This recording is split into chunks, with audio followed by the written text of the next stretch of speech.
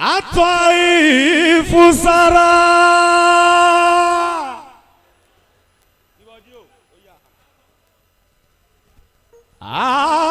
أموانا راكبي يا ماما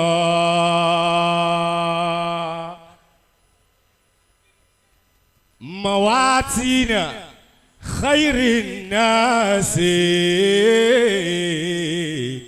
للسير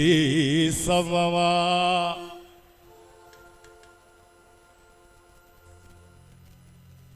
olórí mi ló sọ nínú Sayrul Qalbi Maulana Shalaji Ibrahim Sheikhuni fahali atura oni inni unihu bibabihi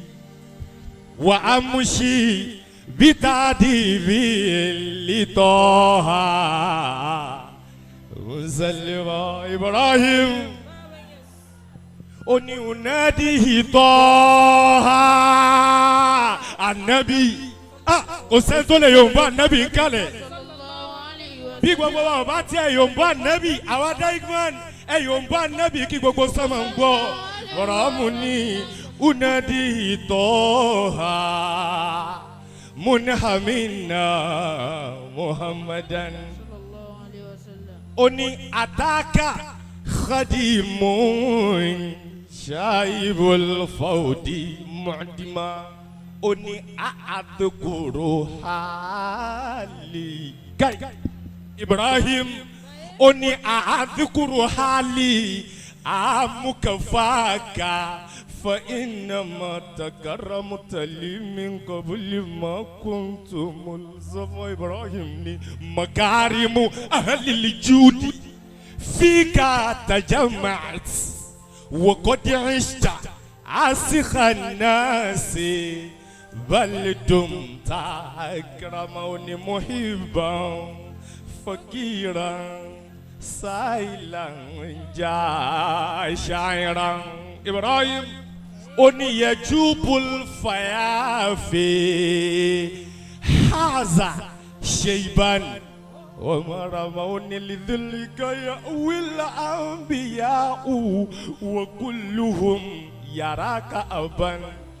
للكل أوفى ورحمون فسدت الوري فسدت الوري عبد الإله شفيعنا والحمد فيك فيك أعلى وأعظم كوني دافوت مولانا شلاج إبراهيم تالوني برامو مكيو إبراهيم nítorí dọ̀rúrátù ṣẹ̀ríà tí ń bẹ́ńbẹ́ Ibrahim ní liwa alhamdi liwa alhamdi ni àsíá gbogbo ọpẹ́ Ibrahim ní liwa alhamdi liwa alhamdi fíkà fèékà àlà وضمون لذلك يأوي الأنبياء وكلهم يراك أبا للكل أوفى ورام الله باري سير القلب إبراهيم أيوة نكسرا أيوة نكسرا هل دهاك وانظر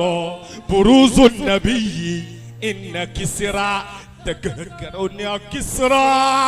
أنو شروان جاء محمد محمد محمد محمد محمد بآياته الكبرى وكسر كسرى كسرى أنو شروان جاء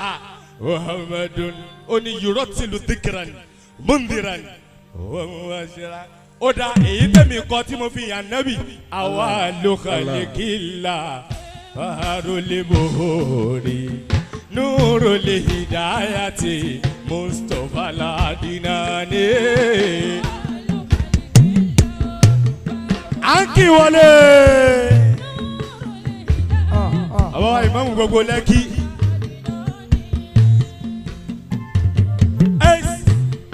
Sakara Àpàlà Màlúù. Allah àfi zikiri see Alpha, one of the reputable Zakir of Daigman, Lagos State. Àfikí wọlé olówórí wa aláàánú gbogbo àwa Daigman Lagos State. Bàbá olóríire, bàbá ọlọ́pọ̀ kẹ́ ọlọ́pọ̀ gẹ̀, ọlọ́pọ̀ àánú Mawlana Fadilatul Imam Al-Sheikh Abdul Hafiz Owóyẹmí, the chief imam Lekki Central Mosque. Ọlọ́run jẹ́ kí alẹ́ ní ọlá ìbámu pẹ́ wala la ilaha illallah wala Muhammadu Rasulullah. À ń kí wọn àti gbogbo àwọn jàmá tí wọ́n bá bá àmọ́mù wọlé. Ọlọ́run jẹ́ alẹ́ bẹ̀rẹ̀ àwọn olùpẹ́ wala la ilaha illallah.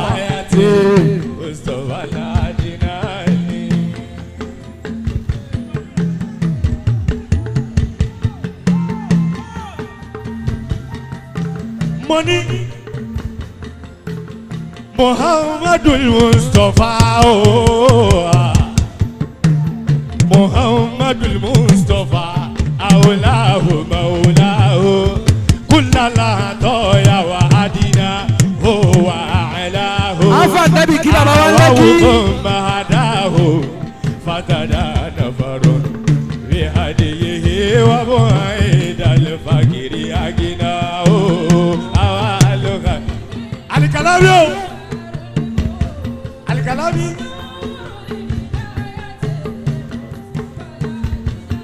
Monitor party Seriratuhu Anabi Top party Seriratuhu Top party Seriratuhu Top party Seriratuhu SMC Tọ́ba ti sẹ̀rí ìràtúhù fákọ̀ ti sẹ̀jí ìyàtúhù kọ́dí táwọn mẹ̀sùràtúhù wà táwọn bàbá ànáhù ànábì ànábì ànábì kẹ́ì lórí ọwọ́ yẹn ó yà sọ pé yé yá Mustapha Sayyidi yá Mustapha Sayyidi.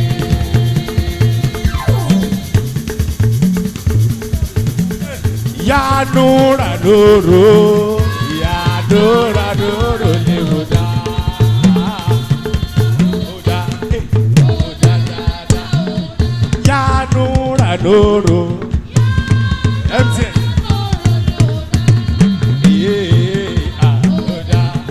Huda, Allahumma, Allahumma.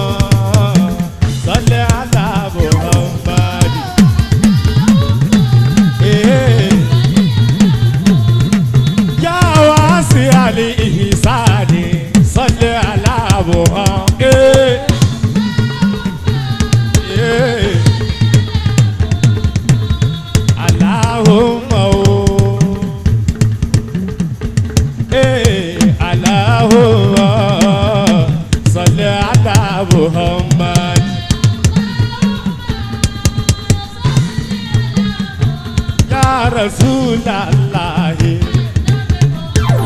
ó ti yá ẹja gbéra wa níbẹ̀ Ànábì Muhammad Ànábì Muhammad Ànábì Muhammad Rasulallah ya Rasulallah Rasulallahi Rasulallahi Rasulallahi Rasulallahi Oya wale Oya Ilallah Allah Ilallah Allah Ilallah Allah Ilallah Allah Ilallah Allah Ilallah Allah Abal qalbu illa yakuda mutayyaba La ilaha illallah Allah La ilaha illallah Allah Ya la ilaha illallah Allah سيدنا محمد رسول الله عليه سلام الله عليه سلام الله عليه سلام الله